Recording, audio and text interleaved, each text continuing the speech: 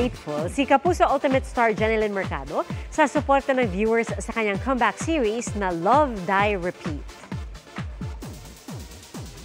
Masaya syempre na ang sipag na mag-hashtag ng mga taong sumusuporta at nanonood ng Love, Die, Repeat. At happy ako na gabi-gabi rin talagang sinusubaybayan nila. Pag-amin ni Jenilyn, ang role bilang Angela ang isa sa pinaka-challenging na kanyang ginampanan. Tumitindi pa nga ang eksena sa serye. At isa pang good news naman para sa fans, muling gagawa si Jenilyn ng rom-com film na na-miss daw niya. Ibinahagi rin ng Ultimate Star na dream niya makasama sa isang pelikula ang mister na si Dennis Trillo. Mga kapuso, sama-sama tayong maging saksi. Mag-subscribe sa GMA Integrated News sa YouTube at para sa mga kapuso abroad, samahan niyo kami sa GMA Pinoy TV at sa www.gmanews.tv.